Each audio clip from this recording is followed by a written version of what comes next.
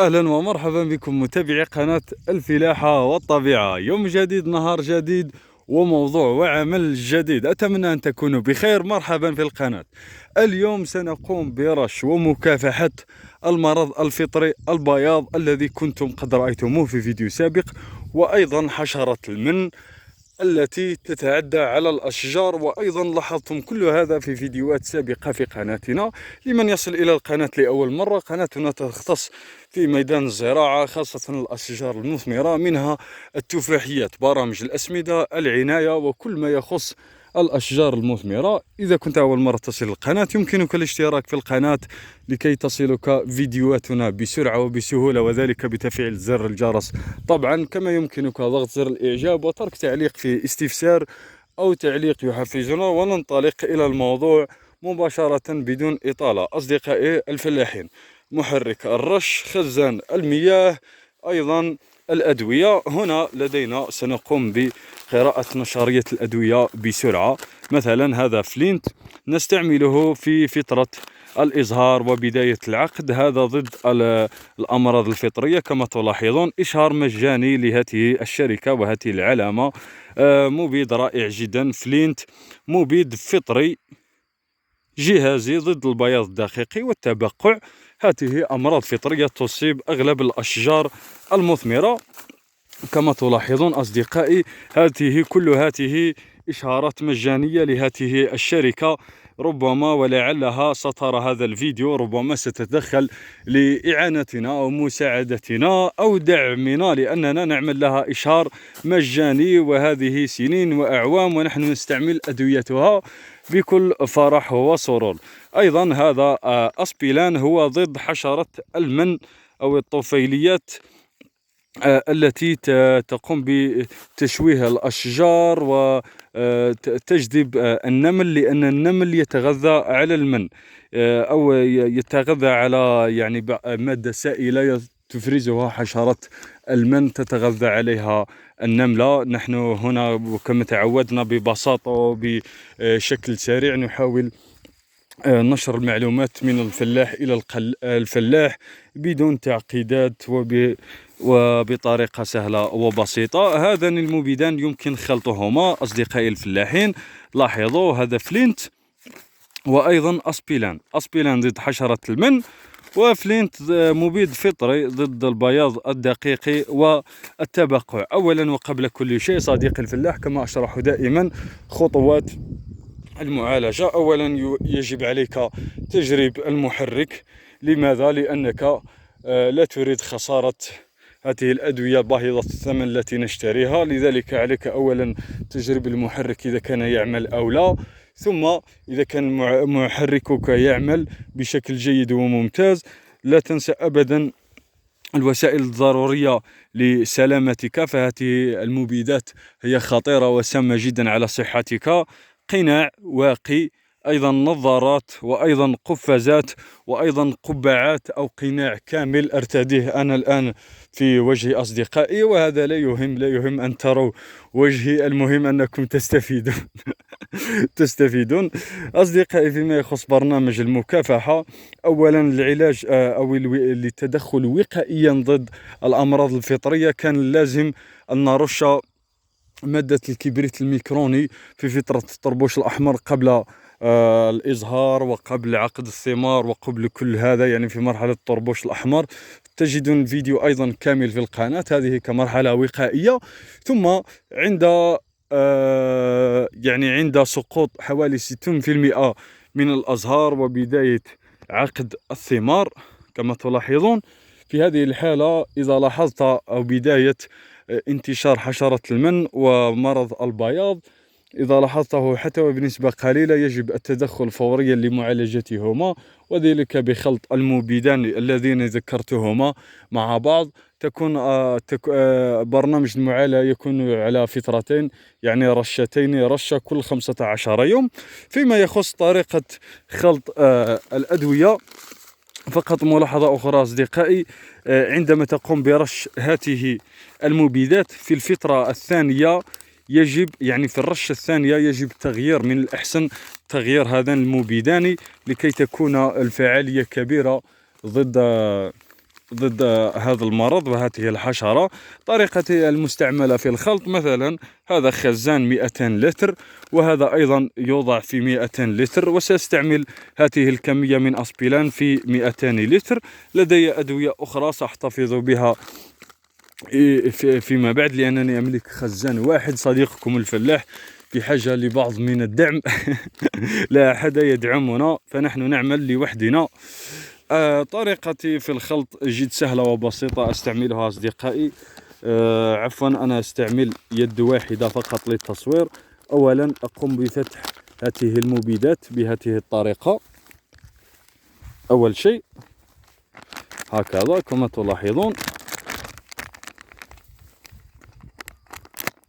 لاحظوا أصدقائي. ثم ماذا أقوم بخلط كلتا المبيدان في هذه القارورة مع الخلط الجيد والممتاز، ثم أقوم بخلط كل شيء في هذا الخزان استعدادا للرش. سأعود إليكم بعد لحظات، انتظروا. لاحظوا أصدقائي بعد أن وضعت أسبيلان المبيد ضد حشرة المن، أقوم بخلط الخلط الجيد للزجاجة هكذا كما تلاحظون. ثم بنفس الشيء أقوم بإضافة الدواء الثاني ضد المرض الفطري البياض والتبقع. تابعوا الفيديو أصدقائي. كما تلاحظون أصدقائي أنا قد أضفت المبيد ضد المرض الفطري البياض. أقوم برج القارورة أو خلطها بشكل جيد. أصدقائي لا تنسوا القفازات، صديقكم محترف ودائم التعامل مع هذه الأدوية، لكن الآن لدي يعني سائل منظف. سأغسل يدي قبل استعمال القفازات وقبل الرش. سأغسل يدي بالصابون جيدا. أنا لم أستعمل قفازات الآن لأنني أقوم بتصوير الفيديو لكم أصدقائي، لذلك أنصحكم دائما بالمحافظة على أنفسكم أولا وقبل كل شيء، فصحتكم وسلامتكم هي جد مهمة. فلا بد من استعمال الأقنعة لأن هذه المبيدات خطيرة جدا. عافانا وإياكم الرحمن. إذن أقوم برج هذه القارورة بهذا الشكل بشكل جيد وممتاز. ثم ماذا أقوم بتفريغ نصفها في الخزان الخاص.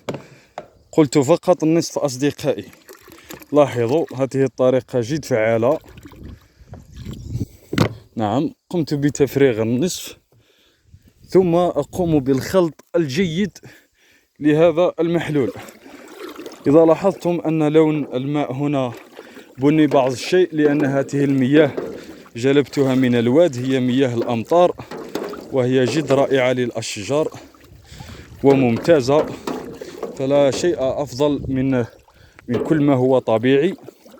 وحتى هذه المبيدات أصدقائي الفلاحين كما يقول الكثير أو يترك الكثير من التعليقات بأنها مبيدات سامة، أصدقائي نحن نستعمل هذه المبيدات فقط ضد الحشرات والأمراض، لكن لا نستعملها من أجل نمو ثمارنا ولا تتدخل أبدا في تركيب إنتاجنا. فنحن والحمد لله في الجزائر مثلا في بلدنا الجزائر العزيز نحن لا نستعمل المبيدات بشكل كبير، خاصة في الفواكه، وحفاظا على صحة المستهلك، وأيضا للحفاظ على الذوق الرفيع لمنتجاتنا. فنحن لا نستعمل مثل البوتاسيوم وغير ذلك من أجل تكبير حجم الثمرة كما يفعل بعض الإخوة.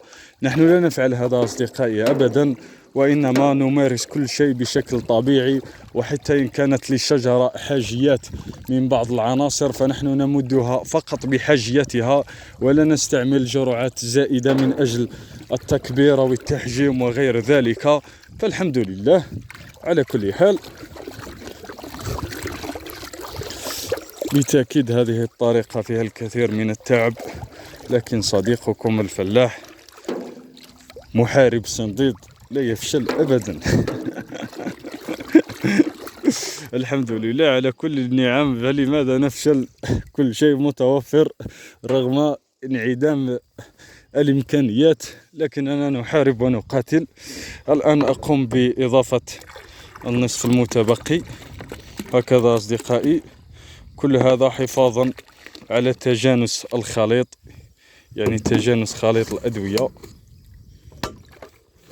هكذا بهذا الشكل كما تلاحظون، لكي نقوم بتجانس خليطنا وإذابة أدويتنا بشكل رائع وممتاز. نستعمل هذه الطرق أصدقائي. كما قلت لكم لا تنسوا أبدا سلامتكم أولا وقبل كل شيء. أنا لا أستعمل الآن القفازات والقناع، لأنني أملك في محفظتي محلول سائل من الصابون. سأغسل كل شيء جيدا، ولم أستعمل كل هذا فقط لأنني أقوم بعملية التصوير، لكن فورا بعد الانتهاء من الخلط وبداية الرش سأقوم بغسل يدي بالصابون بشكل ممتاز، ثم أقوم بعملية الرش. لذلك أنصحكم باستعمال وسائل السلامة للوقاية، قفازات، نظارات، قناع، وبذلة خاصة برش الأدوية حفاظا على صحتكم. ثم نبدأ بالرش. أكيد المحرك رأيتموه أصدقائي. لمن يسأل على هذا المحرك أيضا هنالك فيديوهات في القناة يمكنكم مراجعتها، فيها كل ما يخص هذا المحرك، كيفية العمل وغير ذلك.